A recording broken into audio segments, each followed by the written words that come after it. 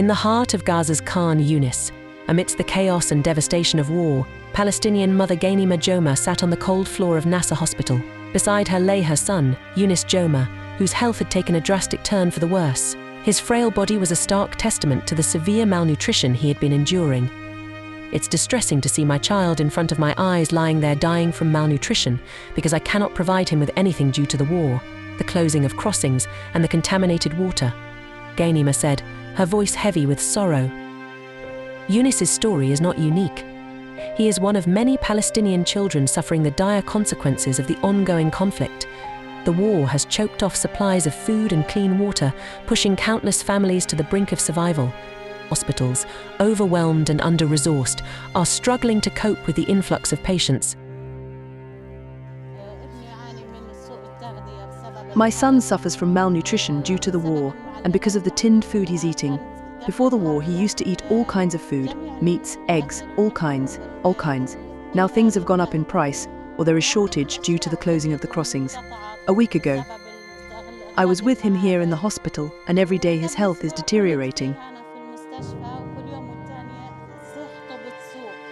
Mervat Al-Khatati, a pediatric specialist at Nasser Hospital, described the dire situation. All cases of children are ill and suffering from chest infections, digestive issues, liver infections, meningitis.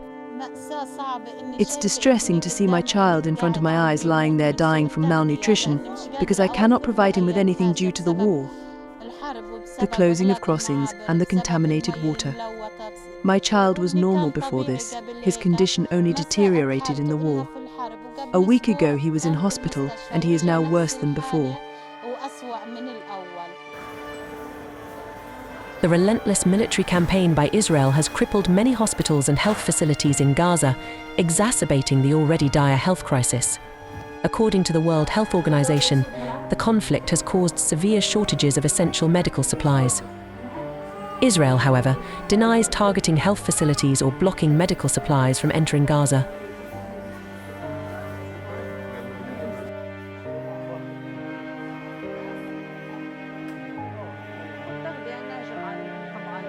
Malnourishment is due to the disastrous situation we are living, the war, and the lack of healthy food for the children.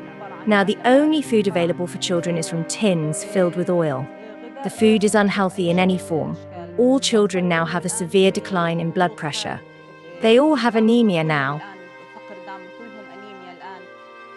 The war's roots trace back to October 7th, when Hamas fighters breached border defenses to raid Israeli communities, killing 1,200 people and taking about 250 hostages.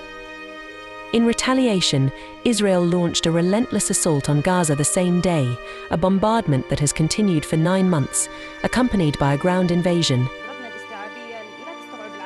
Our capacity can't accommodate the huge numbers coming to our wards. We have 2 pediatric wards that can't accommodate the large numbers of patients coming. All cases of children are ill and suffering from chest infections, digestive issues, liver infections, meningitis. We are the only hospital here and there is no space to fit the large numbers we are receiving. We are saddened to have to put some patients on the floor.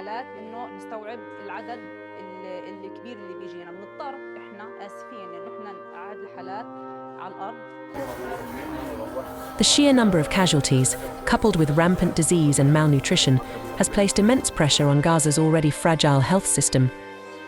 The United Nations estimates that 90% of Gaza's residents have been rendered homeless, adding to the humanitarian crisis. In the face of such overwhelming adversity, the resilience of Gaza's people, like Ghaneyma Joma and her son Younis, serves as a poignant reminder of the human cost of conflict. Their struggle for survival amidst the ruins of war calls for urgent attention and action from the global community.